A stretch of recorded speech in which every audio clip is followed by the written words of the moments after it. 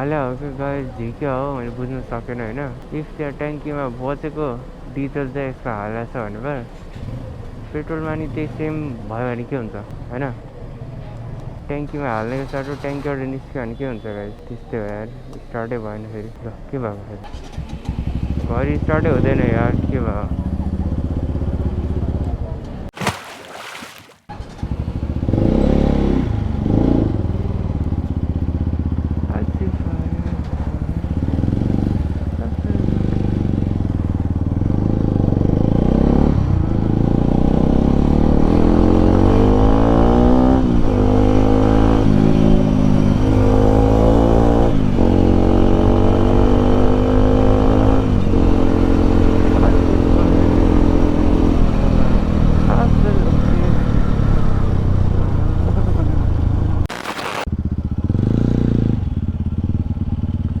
Bike फोहोर पनि भइरहेछ लास्ट, धुनु नि पऱ्यो।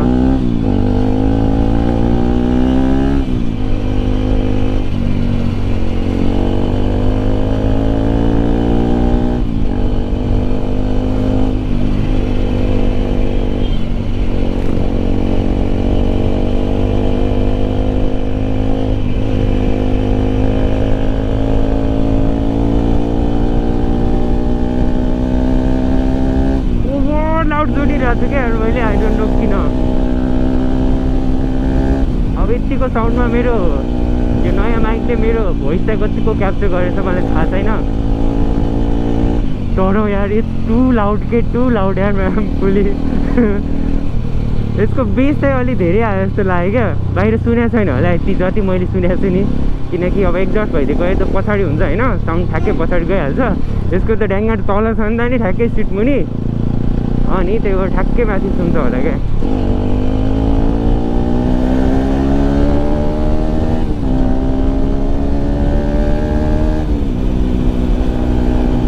एम्फुली बाइक हल्ले हल्ले टाइपको फिल हुन्छ यार त्यो ढुङ्गाहरू आएर क्या।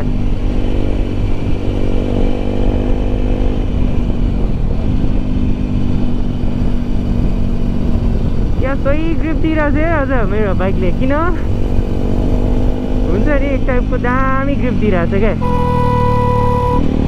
यताबाट आएको जस्तो फिल भइरहेको क्या, डर लागिरहेको एकछिन त।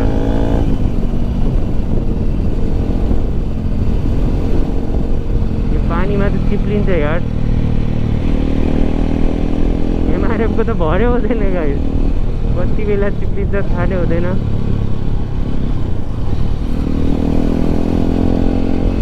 यस्तो साह्रो पानी छ अनि चिप्लिँदैन त, जस्तो बाइक नै कुदाइदिन्छन् कि यसो घरको कलमा त मजा आउँछ नि त। अनि साउन्ड फोडेपछिको मेरो होइन सर्ट राइड भनेको यही हो गाइस, मजा आउने रहेछ त्यो। केटाहरूसँग गयो भने अझै मजा आउँछ होला क्या। यसको बेस चाहिँ दामी आयो क्या, मलाई दामी लाग्यो यार गाइस। फर्स्ट साउन्डमा एक्सिलेटर छोड्दा होइन अनि गियर डाउन गर्दा नि त भुर भुर भुर भुर टाइपको क्या। अनि प्लस मैले यसमा मोटिलको इन्जिन अयल नि युज गरिरहेको छु नि त नि, त्यसले नि हो क्या। अनि एफआई नि भइगयो, दामी हो दामी गाइस।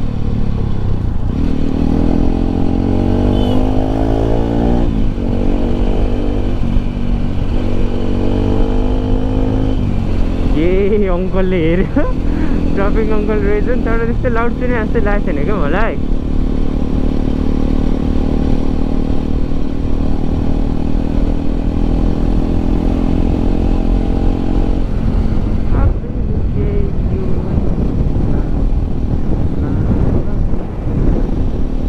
फेरि जाने हो क्या गाइस यार, म फेरि जान्छु यार, यहाँनिर छन चाहिँ छ होइन, फेरि जाऊँ र गाइस। किन यस्तो फिल हुन्छ क्या, मलाई मात्रै फिल हुन्छ कि सबलाई फिल हुन्छ क्या। त्यो हुन्छ नि बाइकमा बसेपछि चलाएको चलाइ गरौँ टाइपको फिल आउँछ कि मलाई यार। खै किन 6वटा गियर हानिसक्यो, अब कतिवटा हान्ने हो र।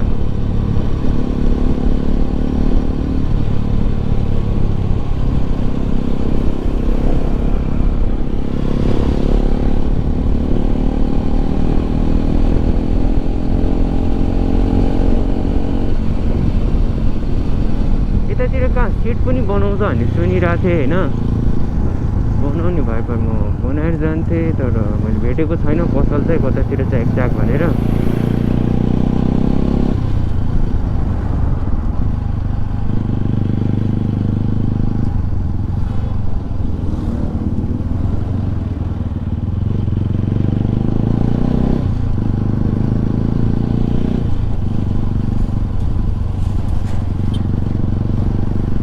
सिट बनाउने ठाउँ कता छ क्या यता?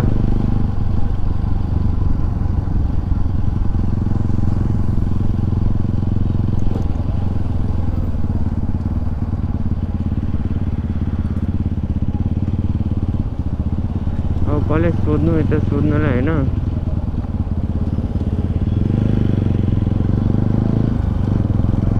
अङ्कलले हेऱ्यो क्या, आँखा दुध्यो मन फेर्न नै गाह्रो हुन्छ भनेर मैले अङ्कललाई नहेरेको।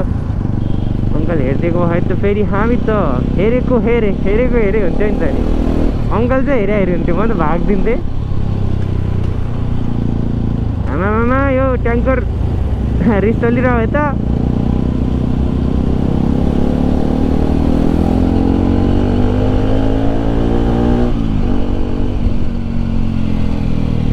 अगाडि यस्तो मन त तानी हेरेर जानुपर्छ ट्राफिक छ कि छैन भनेर।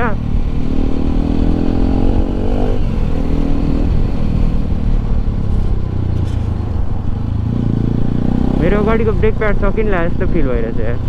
ब्रेक लागेको छैन, सकिन लागेको थियो, त्यही भएर मैले ब्यागमै राखेर हिँड्छु क्या ब्रेक प्याडहरू।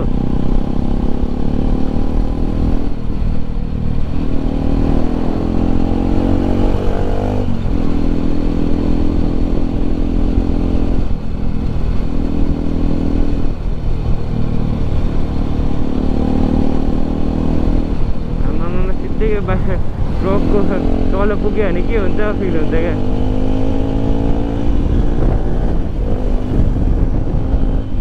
ट्याक्सीले यतै पेली छ यार, जाला भनेको उता।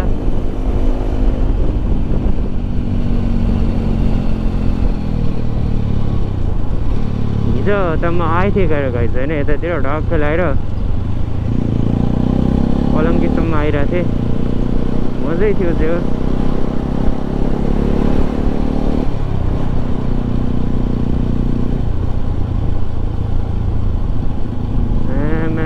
सही होला, अन्डरपासमा त बटारिन्छ बाल भएर। अन्डरपासमा अङ्कलहरू बस्ने कुरा हुँदैन होइन। यो शीतल ताप्नु गयो पर हो, अझै त्यस्तो गर्मी चाहिँ भएको छैन क्या।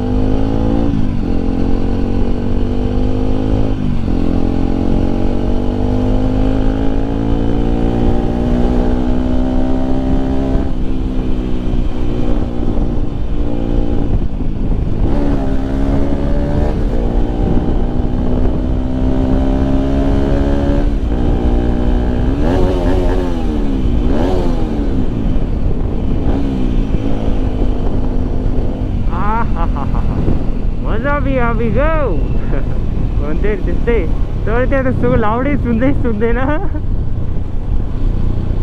यहाँ कताबाट घुमाउने ठाउँ थियो नि, काटेको। अब सबैले यहीँबाट घुमाउँछ, अब काटेको कहाँ खोज्नु जानु म? ऊ त्यहाँ छ काटेको बाटो, यहाँबाट चाहिँ घुमाउने हो भन्न खोजेको हो क्या गाइज। बुझ्नुपर्छ यस्तो ट्राफिक रुलहरू। काटेको भन्ने ठोक्दैला यार मलाई यसरी यिनीहरूले फेरि। ए त्यो ट्राफिक अङ्कल हो, पुलिस अङ्कल हो, क्याप लगाएर बस्ने त्यो कालो। यो अङ्कल चाहिँ मैले पुलिस भन्छ भने त यस्तो अङ्कल डराउने जस्तो डर लाग्छ नि यार।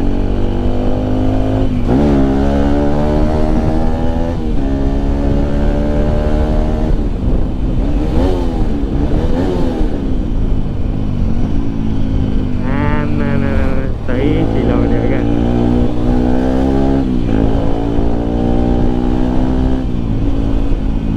कस्तो त्यो सुरुङ गीत चलाउँदै त कस्तो मजा आउँथ्यो क्या। त्यस गीत चलाउन मन लागिसक्यो क्या मलाई। त्यति मानि कस्तो दामी सुन्ने क्या। ऊ ब्रेक लाग्न छोड्यो फेरि मेरोमा, तातेर हो कि के हो र, यस्तो नहुनु पर्ने यति छिटो। पुलिसहरू यस्तो साइडतिर हेरेर बसिरहेको हुन्छ अरे कता होइन। यो गर्मीमा घाममा बस्दैन अब, बाल भएन कुदाउने हो क्या।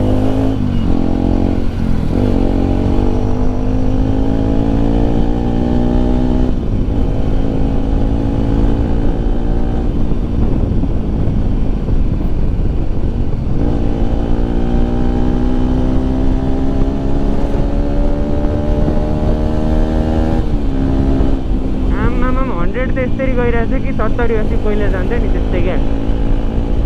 मलाई त्यस्तो फिल भएको मात्रै पनि हुनसक्छ, किनकि अहिले एयर त्यति आएको पनि छैन।